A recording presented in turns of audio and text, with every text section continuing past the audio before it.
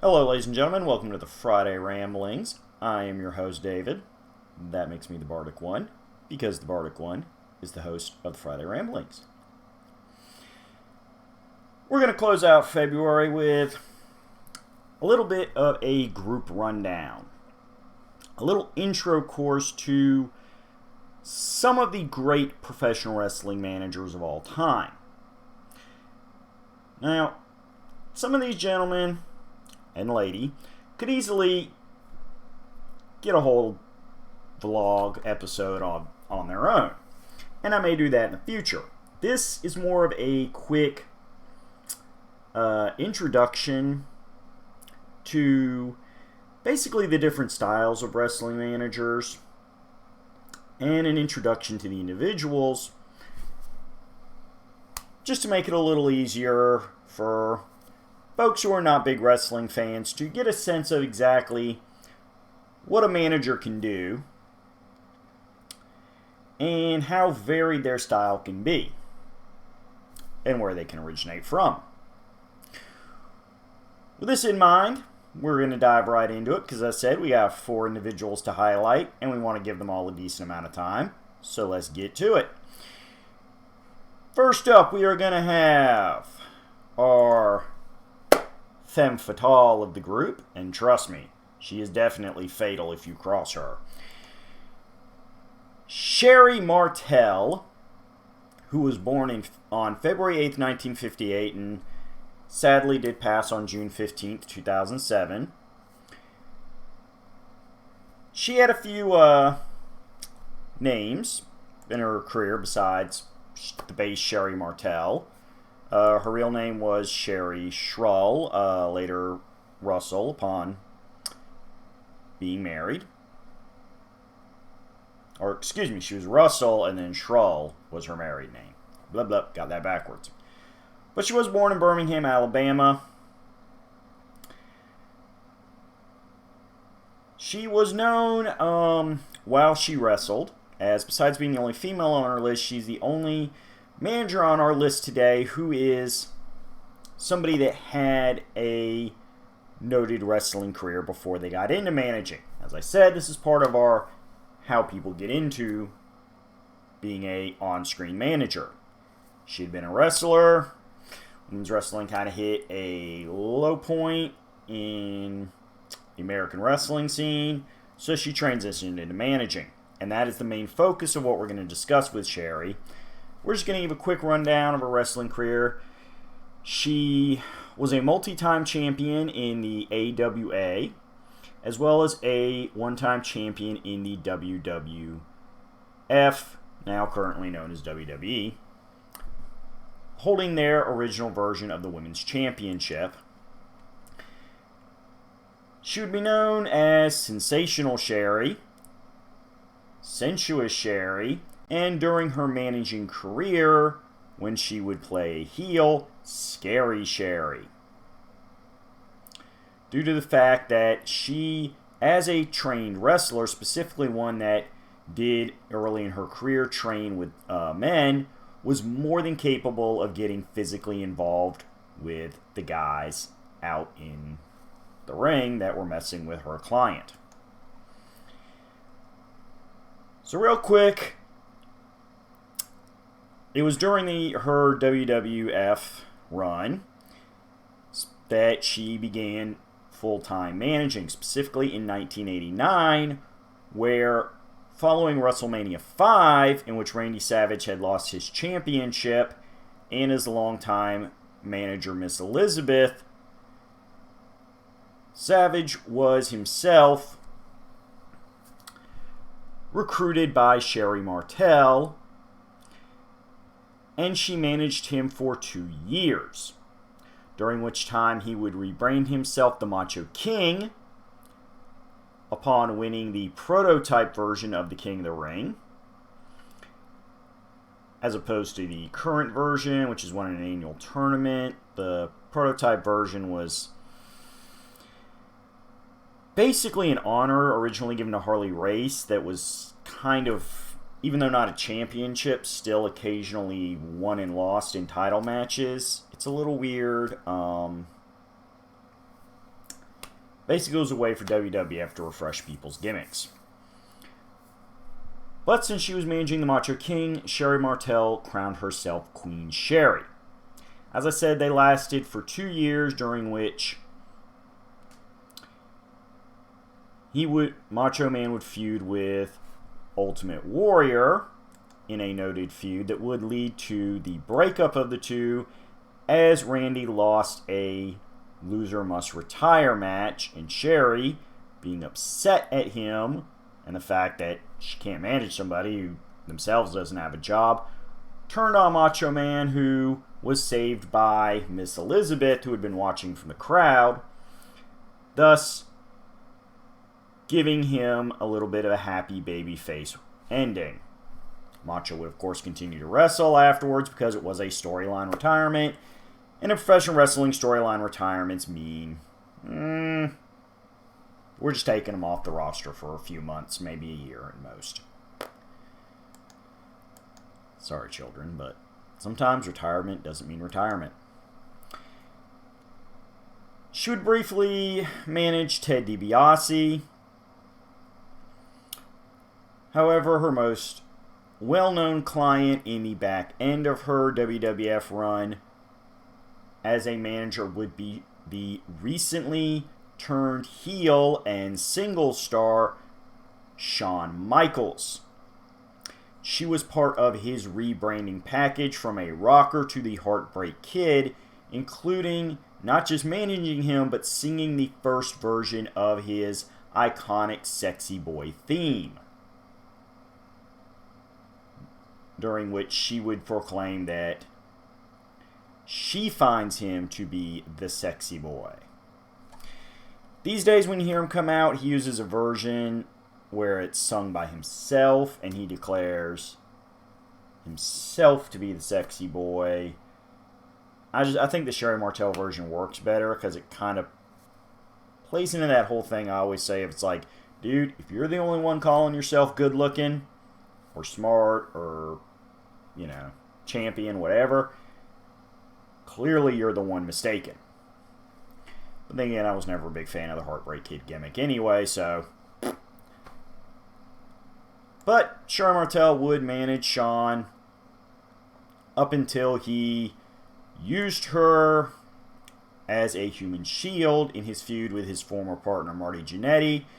She would manage Marty Jannetty for a short period before Jannetty, in what soon became a major cycle for him, found himself fired by WWE in the midst of an angle. She then briefly managed Tatanka, who was in the middle of a feud with Luna Vachon and Bam Bam Bigelow, before being released from the WWF. She very quickly, after a quick run through Memphis's USWA, also made a stopover in Smoky Mountain Wrestling, which was run by another person we're going to discuss tonight, Jim Cornette, where she sided with Tracy Smothers in a feud with Tammy Sytch, aka Sunny, Brian Lee, and several intergender matches with Jim Cornette. A little amusing because, another brief fact about her wrestling career, she was for a handful of matches while she was an active wrestler, and he was a very young, still finding himself manager. Sherri was managed by Jim Cornette, so they were old buddies in real life.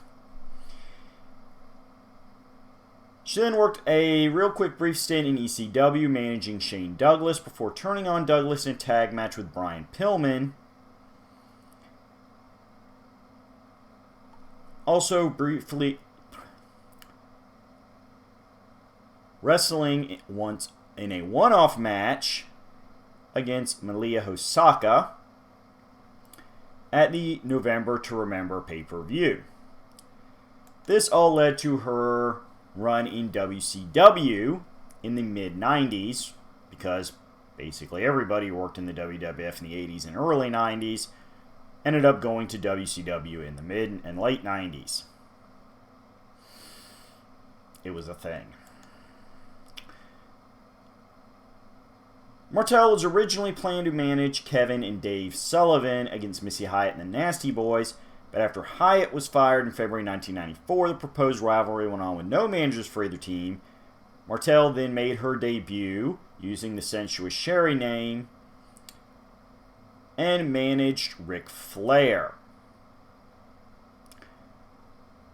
This would go on for several months before her much more well-known stint managing Harlem Heat, where she gained the name Sister Sherry, because Harlem Heat was composed of two real-life brothers in Booker T and Stevie Ray, and thus the brothers brought in Sister Sherry. It worked. I don't know why I'm being so bad with names today. Just so excited. All these wonderful memories of great wrestling. Sherry Martel managed Harlem Heat to 7 WCW World Tag Team Championship reigns, as well as having a brief on-screen romance with Colonel Robert Parker, also known as Robert Fuller or Robert Welch, when Harlem Heat fired him, as he was their original manager, and he promptly brought in some other teams to feud with Harlem Heat. This is classic wrestling storyline.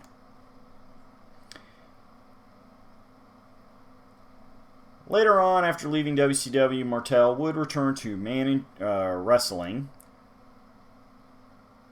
competing in various independents, although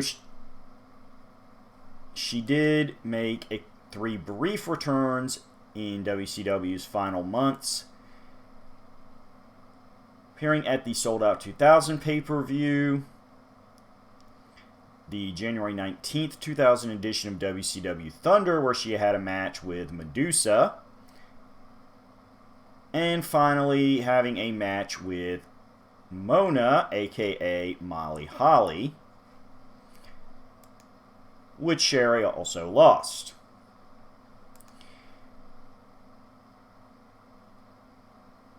Fortunately, before her passing in 2007, Sherry Martel returned to WWE, working a storyline with Shawn Michaels and Kurt Angle, leading up to their match at WrestleMania 21, followed by an induction into the WWE Hall of Fame the next year in April of 2006. Her last wrestling television appearance was offering her managerial services to free agent Bobby Roode on TNA Impact. So, a great career for Sherry, and highlighting the fact that managers can also be tough and can also be wrestlers.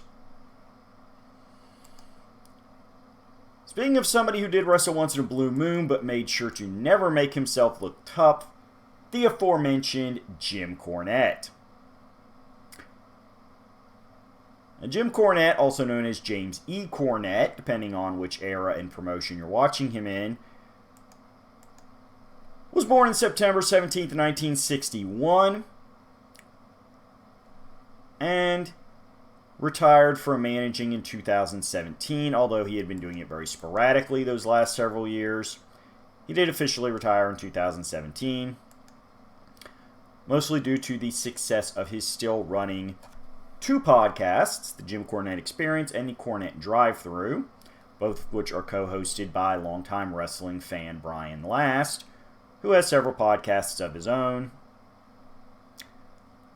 Definitely check out either or both of the Cornette podcasts if you do like your wrestling with some snark and a little bit of rage.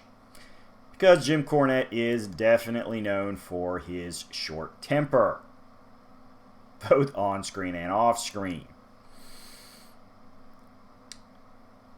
Cornette has also worked as an on-screen authority figure in TNA and Ring of Honor, as well as holding numerous backstage positions, having been an owner of Smoky Mountain Wrestling and co-owner of Ohio Valley Wrestling during the period where it was a WWE developmental league, company, promotion, whichever term you prefer.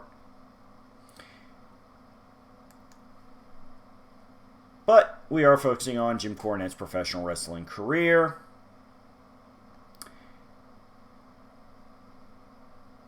Primarily, Jim is known for managing the Midnight Express, specifically the two versions of Bobby Eaton and Dennis Condrey, and Bobby Eaton and Stan Lane. He did this throughout multiple territories in the old days, including Mid-South Wrestling, World Class Championship Wrestling, Jim Crockett's promotion, and its follow-up World Championship Wrestling.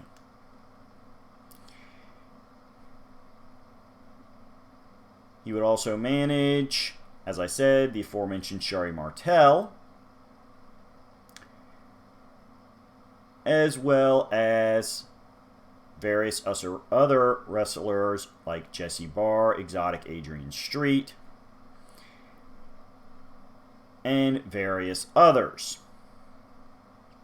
Although his primary focus was always on the Midnight Express, as he very quickly established himself as being just as essential to the success of Eaton and Condrey, or later on Eaton and Lane, as both of the men who were active participants in the tag team.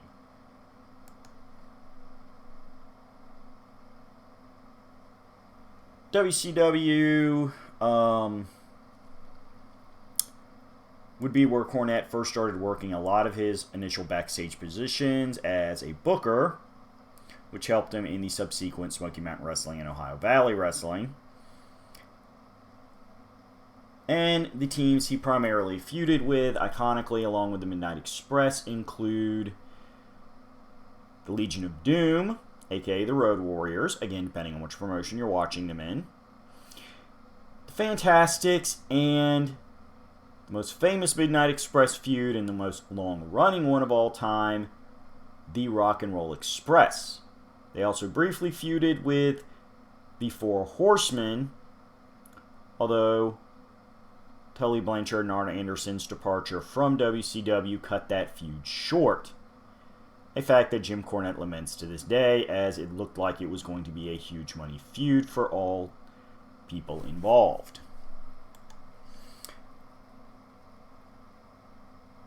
Jim Cornette would also infamously manage the hated team of the Dynamic Dudes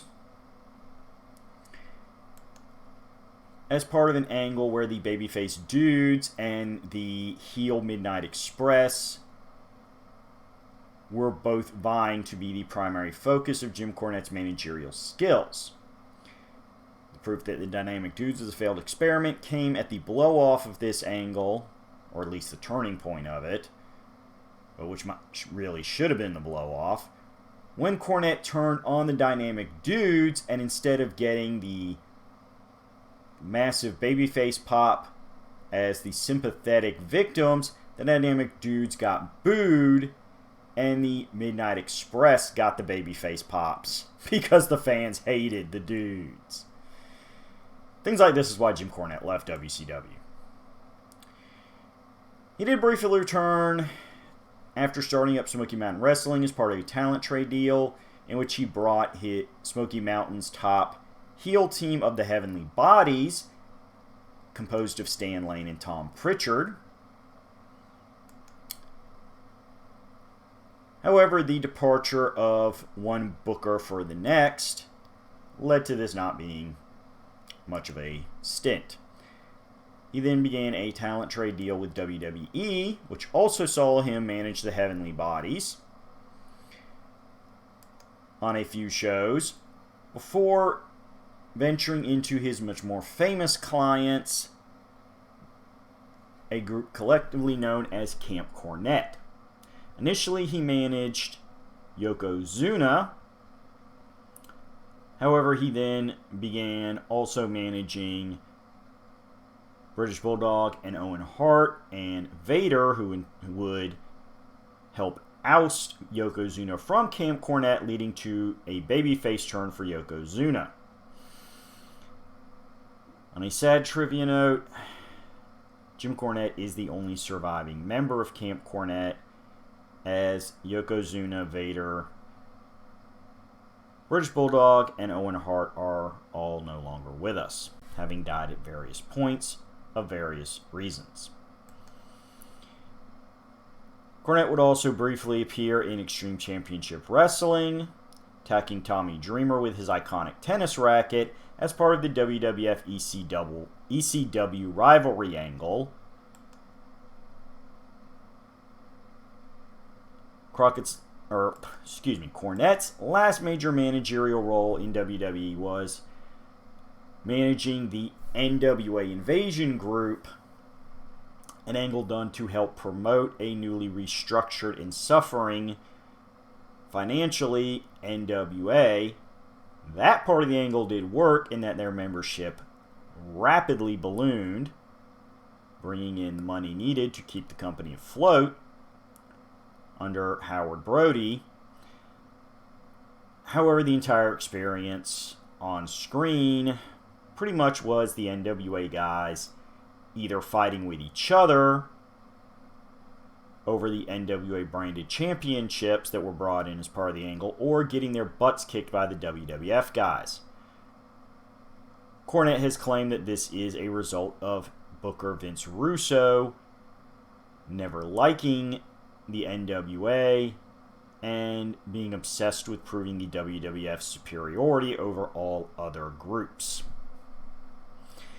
As I said, afterwards he would take on-screen roles in TNA and Ring of Honor, managing much more sporadically over the years, upon finding himself super busy with his highly popular podcasts, as well as the merchandise coming off of his official Jim Cornette website. Jim would retire from managing in 2017, although his still increasing age and, as such, desire not to leave the house had a lot to do with that as well. Still, Cornett is often considered one of the greatest managers of all time, although one person he famously feuded with in WCW, when the Midnight Express team of Eaton and Stan Lane took on the original Midnight Express team of Dennis Condrey and... Okay, there goes my names. Hold on, let me check my notes.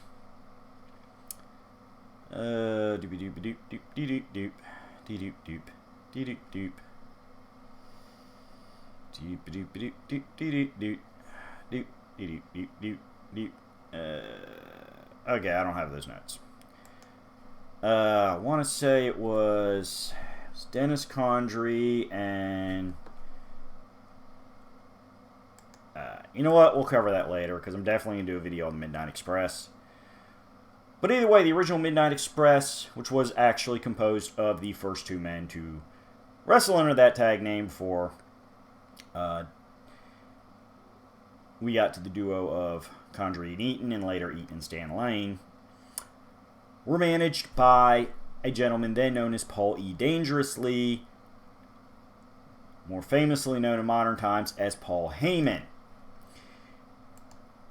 Now again, I'm just going to cover Paul Heyman's managing career more than his run as the head booker and owner of ECW, as well as stints booking in WWE multiple times, because he tends to butt heads with Vince McMahon. And as Bill Watts once infamously said about the WWE and Vince McMahon, there's only room for one Titan in Titan Towers, the name of WWE's corporate headquarters. Because it's always Vince's way at the end of the day. It's his company.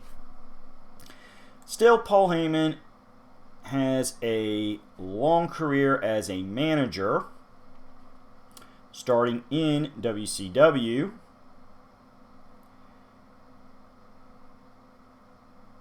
where he managed the original Midnight Express against the new Midnight Express, as well as for a brief period, Martell, the gentleman who would go on to be more famously known as WWF's The Undertaker. He would also do announcing during this period. before forming the Dangerous Alliance, with Rick Rude as the centerpiece of the stable. The group also featured Stone Cold Steve Austin when he was the young, still fully haired, not yet bald, stunning Steve Austin, as well as the team of Arn Anderson and Bobby Eaton, along with a few others. Let me see, what's the members? Some of the other memberships here is... Randy Rose was the other half of the original Midnight Express. There we go. There was my notes. Sorry, folks, but yes. But yes, the WCW Dangerous Alliance was Arn Anderson, Bobby Eaton, Larry Zbyszko, Medusa, Michael P.S. Hayes, Rick Rude, and Steve Austin.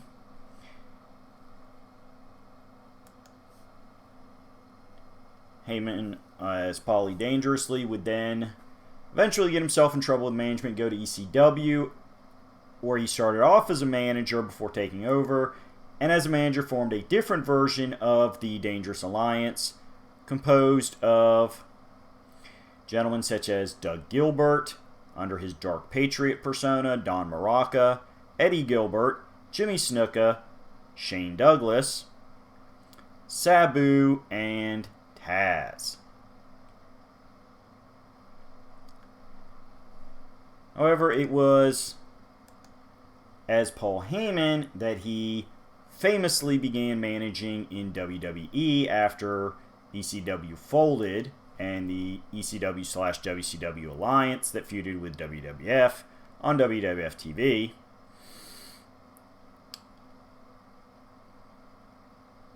Where he would go to become the manager of the debuting Brock Lesnar. In fact, this was often cited on camera as part of why Brock Lesnar had such a dominant rookie year, being managed by the psychologically dangerous Paul Heyman, whose many years of experience in the industry made sure Brock constantly had an upwards career trajectory. He would intermittently betray Brock over the years, also managing wrestlers such as Big Show and Kurt Angle, when he felt that Brock was not appreciating everything Heyman brought to the table, and he needed somebody to get championship titles off of Brock. However, it is in recent years more well known that Paul Heyman would manage, besides Brock Lesnar after his sabbatical, Roman Reigns.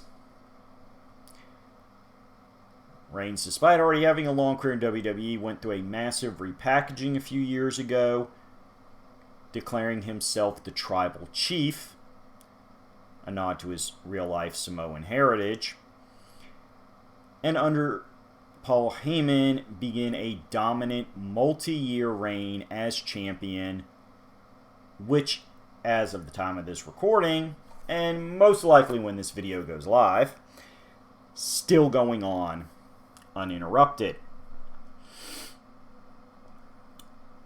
Through his alliance with Roman Reigns, Paul Heyman would also unofficially manage the Usos, as they are aligned with Roman Reigns as the bloodline, due to the Usos and Roman Reigns being real-life cousins, as part of the Epic Enowa family, which has dozens of wrestlers covering like 4 generations.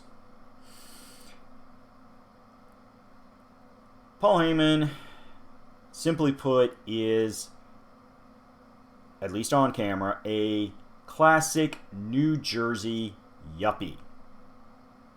In his original appearances as Paulie Dangerously, he would carry because back then they were large and heavy, cell phone to the ring and use that as his weapon du jour to knock people out behind the referee's back. Later during ECW, he would transition from the Jersey yuppie into the Godfather of Extreme adding a sadistic mindset to his on-screen persona, often making sure that whoever opposed the people he managed were in matches that guaranteed somebody would be brutalized. This continues to this day with Roman Reigns, as while the tribal chief, Reigns added the guillotine choke as his favored move to end matches, literally choking people unconscious as a way to win instead of simply knocking them goofy with the spear and going for the quick pinfall that he would do as a babyface. Paul's off-screen persona is infamous as well,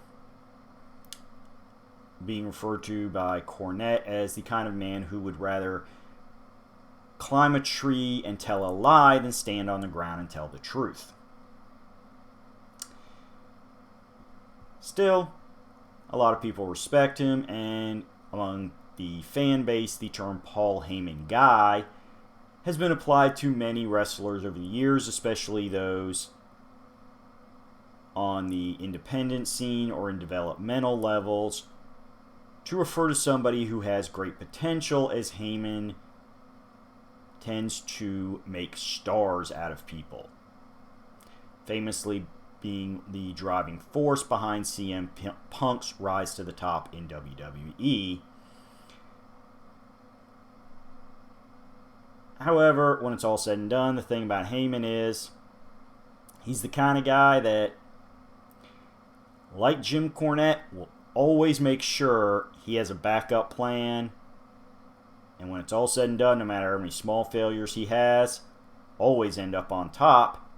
And, like our next entrant would admit about himself, he's also the kind of guy that if you hand him your wallet to hold, you're going to get your wallet back, but there's not going to be anything in it. That's right. We're going to knock things off with the man that even people like Jim Cornette and Paul Heyman will habitually refer to as the greatest manager of all time.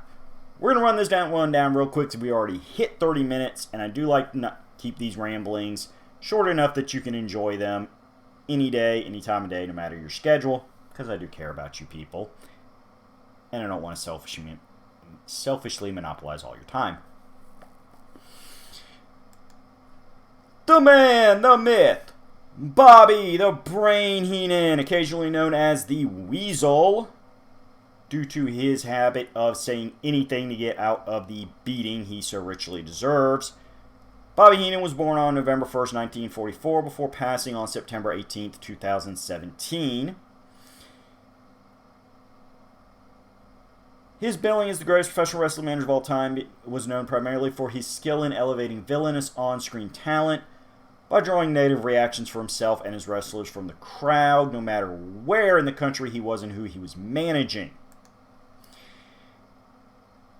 Bobby Heenan would also have a long career as a wrestling announcer and would occasionally get in the ring and wrestle, although, like Cornette after him, Bobby Heenan would always make sure that he never looked as good in the ring as the wrestlers who were finally getting their chance to get a hand on him, even though Heenan legitimately had the mental capacity to have made it as a wrestler.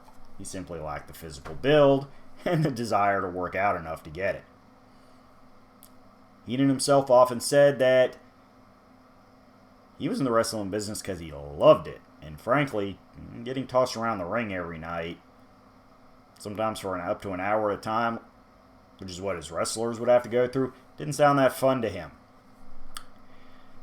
Heenan's style was iconic at the time, mostly because he was one of the first managers to, on a major scale and on a consistent level, react to the way his people were doing their match, cheering and yahooing when they were winning, and dramatically emoting when they were getting their butt kicks, to the point of looking like he was in as much pain as the guys getting physically destroyed. More than that, though, was his quick wit. No matter what anybody said to him, no matter how improv the moment was, Bobby Heenan always had a comeback. This is one of the things that made him arguably one of the greatest announcers of all time during his WWE run, and even led to some strong remarks in his later WCW run as an announcer, because no matter what was going on in the ring, he had a way to keep people entertained due to his voice and the sardonic wit that his voice was carrying across the nation through television. However, as I said, we are focusing on his managerial duties, and we are going to cover that. Bobby Heenan preferred to refer to the people under his wing as the Heenan family, never using the term stable, which is a generic term in the wrestling industry to refer to a group of allied people, because, as he said, the only stables I've ever seen are filled with fly-infested horses. And his clients were not that, because Bobby the Brain Heenan was a classy gentleman, and he would never associate with anybody fly-infested. Despite the claims that Bobby Heenan was well known, again, on-screen character, for being the kind of guy who would invite you out to lunch, and then when the bill came, claims he left his wallet in his other pants, leaving you to pay.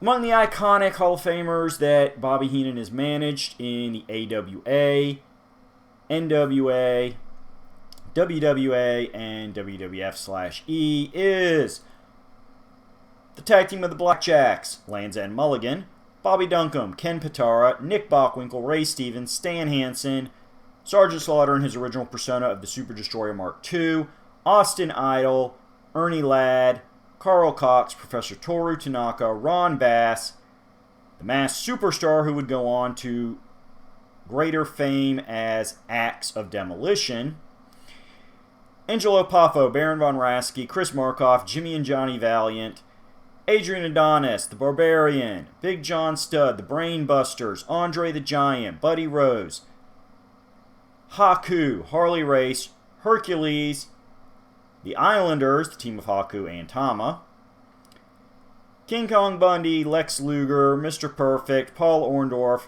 Terry Taylor, Ric Flair, Rick Rude, among many others, such as the Brooklyn Brawler, who granted tended to lose a lot more than he won, but created a character that's stuck with WWE fans for decades. Notice a trend on that list? Pretty much everybody were champions. Bobby Heenan was the manager of champions, and many of which have credited a lot of their career success to Bobby Heenan's presence, helping along with interviews and being that man on the outside to always guarantee you never knew what was going to happen in matches.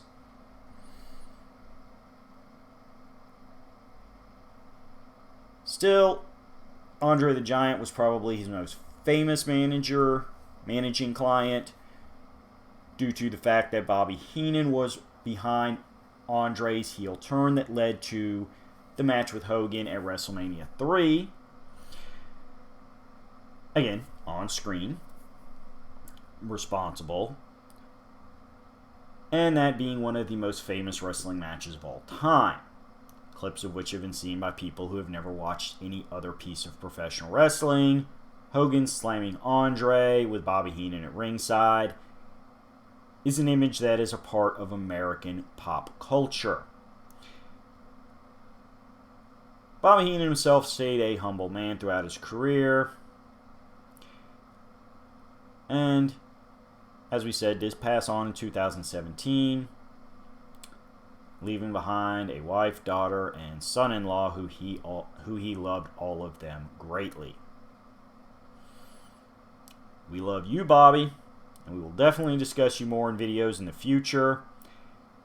Heck, the whole breakdown of how we got from Bobby Heenan feuding with Andre to managing him during Andre's heel turn is actually very fascinating, and in a weird way shows that the build behind the WrestleMania 3 match extends out a lot farther than most casual fans think. I could do a whole video just on that managing, or that multiple angles that built upon each other and set up the next step.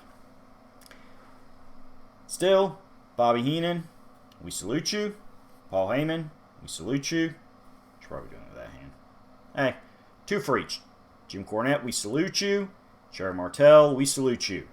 There are many more managers in wrestling. I may do other breakdowns of other wrestlers in the future. I'll definitely be doing more detailed reviews on some of these other people, or at least specific angles they were involved in the future, because, as I said, some of these feuds defined pro wrestling, and pro wrestling is an important part of entertainment.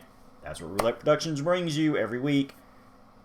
Breakdowns, insights, just plain fandom of all things entertainment. So, join us every week.